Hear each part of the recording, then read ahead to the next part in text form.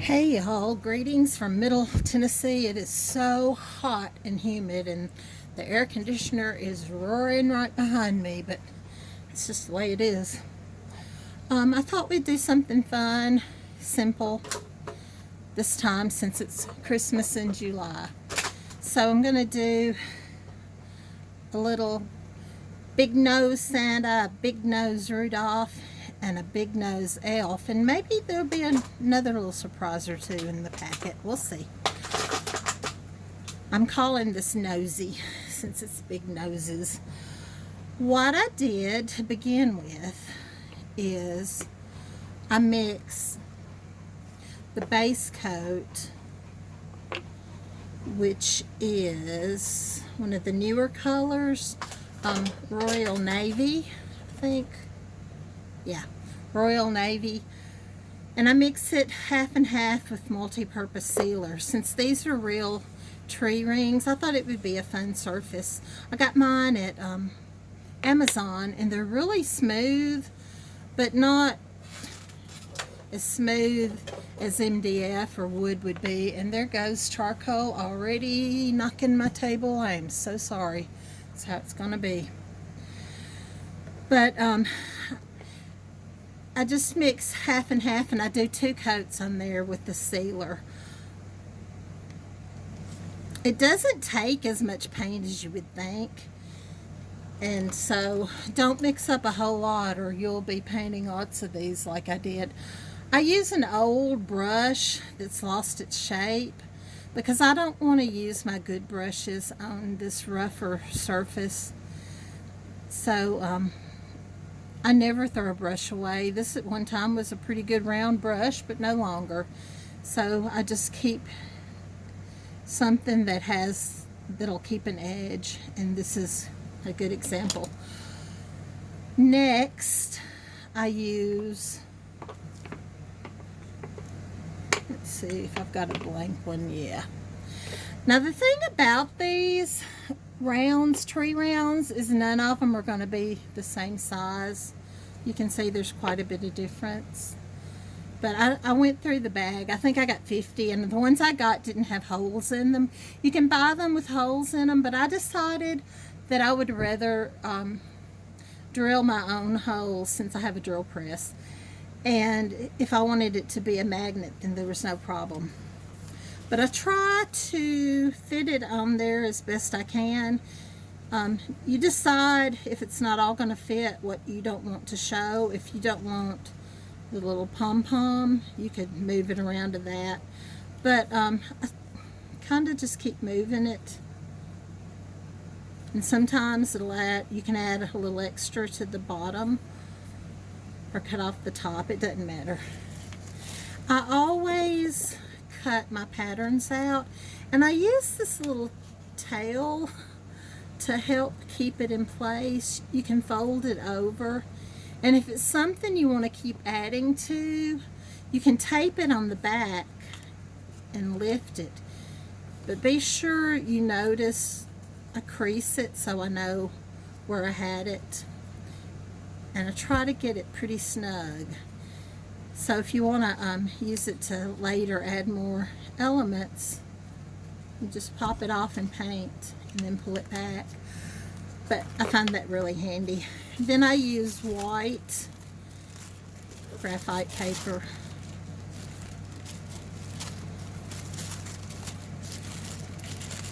And I've got them all pretty much base coated because I don't think y'all want to sit here and watch me base coat. Honestly, I don't think there's much to learn in this video. I wish I was going to tell you some great truth that'll make you a wonderful painter, but unfortunately, I don't think that's going to happen today. I've gone ahead and I've base coated all of these. Whenever I use flesh tones or reds, I try to undercoat. My favorite color is blush pink to put under reds and flesh. If I'm going to use white, I use slate gray. Bleach sand is another great color. These colors on the reindeer and on the Santa are sable brown, and I didn't think they needed to be undercoated. And the same thing with toffee. I just went ahead and added 2 layers, and it's pretty good. Some colors are opaque by nature, some are transparent by nature, translucent. And reds and flesh tones are some of those colors that are. You can see charcoal helps me a lot with my painting. Yeah, he drools and eats on top of my stuff. I try to keep it safe, but with the fan and the air conditioner, it gets blown away. I'm going to use a stencil for the reindeer eyes. This is one from Plum Purdy, and it's a really good one to have. But if you're in any of the Laurie Speltz classes, she almost always has circles in there. And even if she doesn't have a circle, where she punches the holes in them, those make good sizes for eyes. This is a Chris Hoy brush that I'm using, and it's a pretty good brush. She says that you can use it, just dry it out and use it over again. I haven't had that much luck with it, but it's still a pretty good brush. When you're gonna stencil, you want to make sure that your paint is worked into your brush pretty well. If it's shiny, then it's still too wet. I kind of placed where I wanted these. I'm going to take some painter's tape. That doesn't work to talk and put it in your mouth. I always put the brush in my mouth. Let's see if I can find. There we go. Let's tape this off so I won't get off. And you know, since I'm doing this on video, it's not going to be very good, but I'm going to try.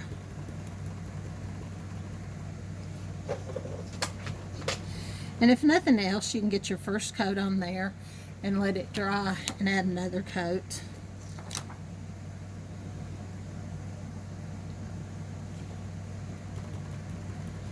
Bouncy, bouncy, bouncy.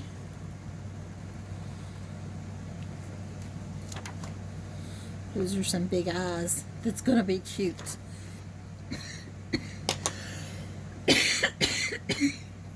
Okay, well, I've got this here.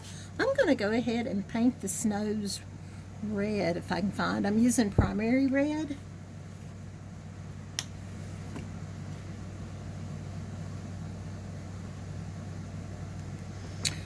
I am not a paint waster. I hate to waste paint, so I always put small dots. You can always add more later if you want. And normally I think I would have shaded this first before I put the nose on. I try to think of working backwards to the front and things that will help hide mistakes that you make. When you have a little tight spaces, it's hard to float without it getting on something else.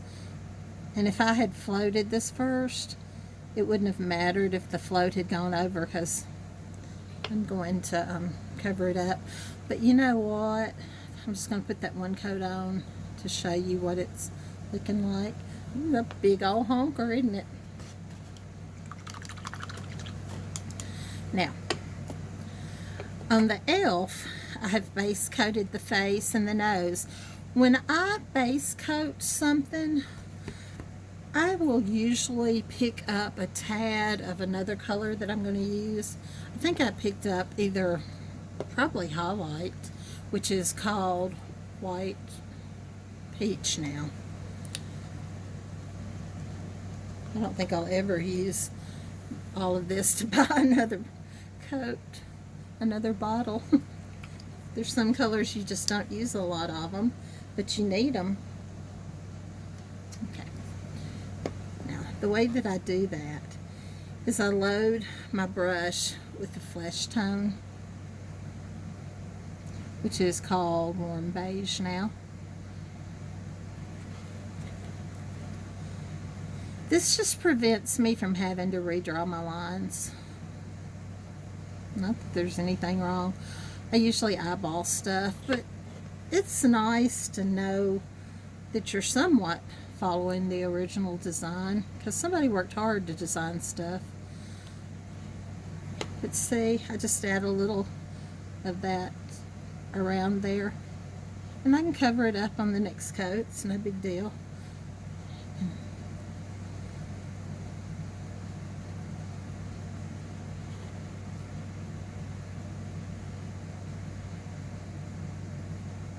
I'm not going to finish this because y'all know how to base coat, I hope.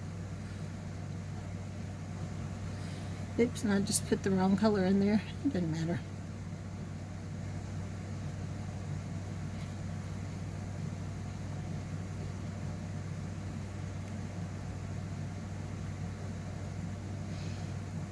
And usually when I base coat, I would do the ears first, because then I can clean up the edges when I do the face. It's just a little time saver that I've developed over the years. I'm sure other people do the same thing. So anyway, that's what it is. I've done the same thing with the hat. I've based it with Green Lagoon. I didn't undercoat this because I think it's a little more opaque than some other colors. And there again, I picked up, I think it was probably the highlight, the white peach, and put highlights on where the hat brim is. The beard, I based it with slate gray. Then with the Santa, the same thing, the beard and the mustache with slate gray, and you can see that I added white to outline the mustache. I've undercoated the nose and the hat with blush pink, and this is sable brown. And then I have come back and I've base coated with another, I've covered up my initial base coats with the flesh tone, and this time I added the shading flesh, which is deep blush, I believe is what it's called now, to keep the outline of the nose. The face and the ears, that's pretty much evident where that is.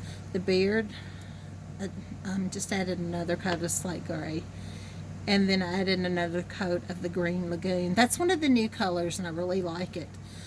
Santa, primary red on his hat, and we put the warm beige on his nose. So I'm going to show you how to do the beard. Let's get some soft black.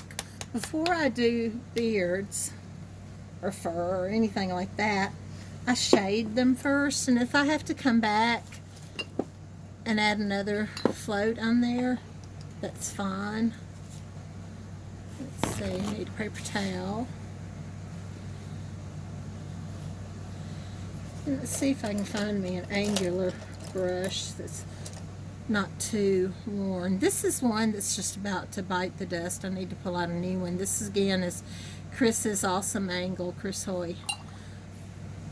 And I like this brush. It takes you a while to get used to it. It holds water differently. All brushes are different, but this one took a learning curve for me. So I'm going to try to lightly float. And I'm not too worried about getting a good float, and these are really tight spaces and make it a little harder. But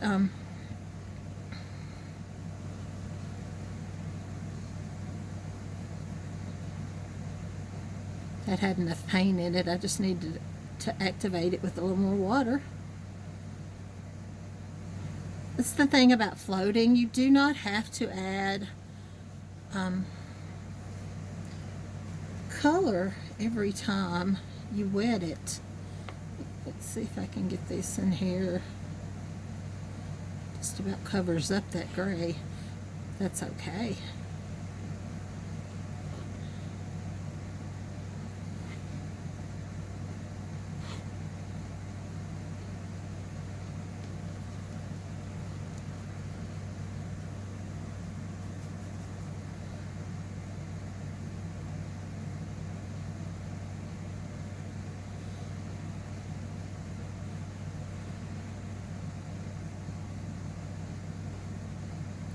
I'm not too worried about covering up that white either, because I'm going to add the beard, or rather the mustache and the beard, with some titanium white. I normally would do this with a rake or a comb brush, but since this is a little rougher surface, I think I'll do it with a liner. We'll see how it goes.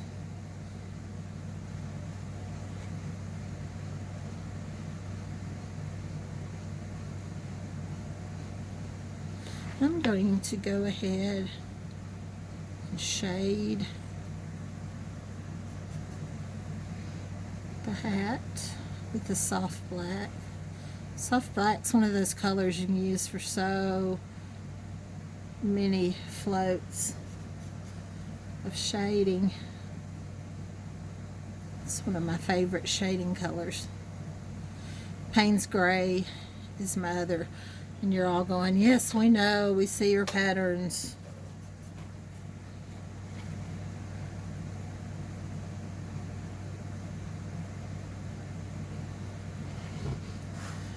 Normally I would give this 2 to 3 floats, but since I'm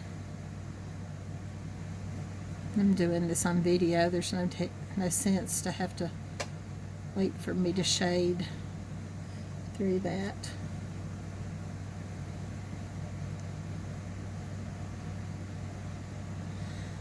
Okay, I think I had a line separating the little pointy end of his hat.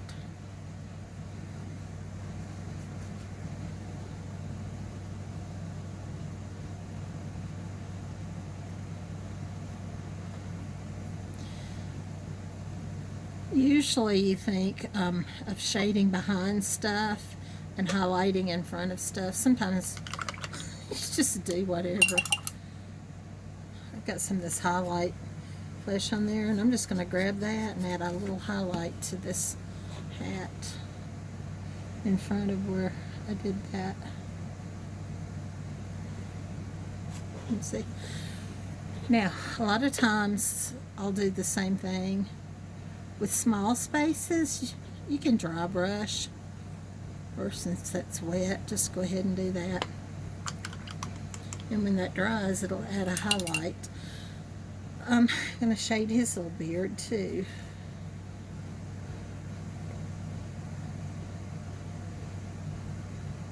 As I've told y'all several times, I am not a sit-down painter.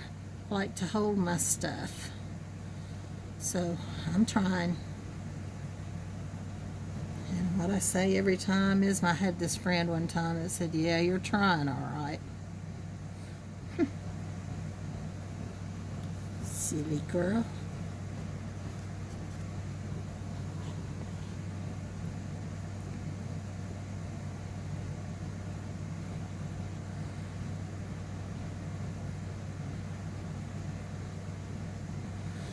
And that'll be fine.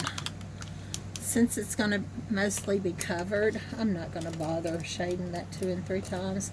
Let me see if I can find a liner over here that's not too bad, but not too good to ruin.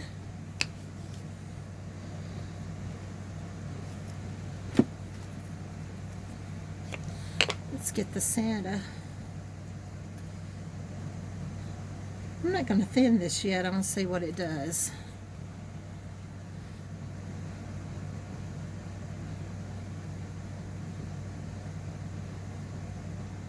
And if you come on over on the mustache, that's okay too, because we're going to cover it up.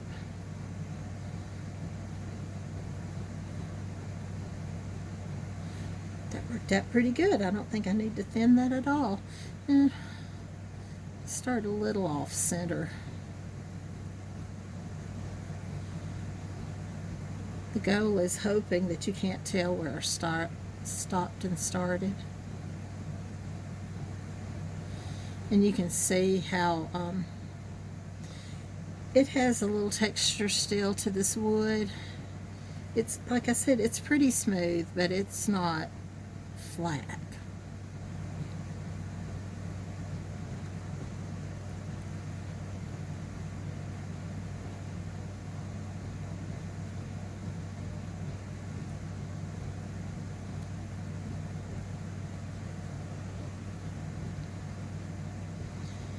You want to have some thicker lines and some thinner lines. And you want some of that background showing. You can come back and add some more brighter lines to it. Some of them just kind of fade. You can keep going. And then for the mustache, try to vary the lengths of my strokes so that it'll look a little natural. I mean, this is whimsical. How natural is it going to be? But there are some things, even though it's whimsical, there's still a little truth and reality to it.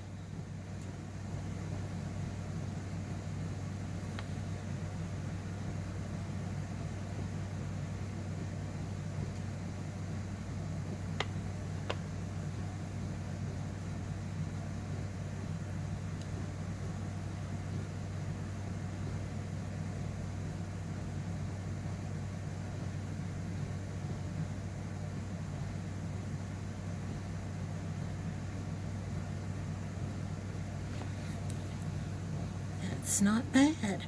I think I need to shade either behind the mustache or on top of the mustache to kind of break it up just a little, but that's cute. It's really cute. I've painted several gnomes and they're pretty popular right now.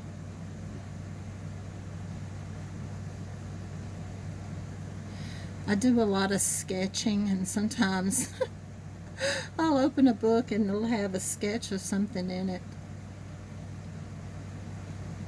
And that's where the reindeer came from. I was opening a book and I thought, oh, that would be cute. There's so many designers out there that do such fun work, and it's hard to come up with an original idea. And so a lot of our things start to look similar. But always give a new artist, a new designer, give them a chance, because they have some good ideas too.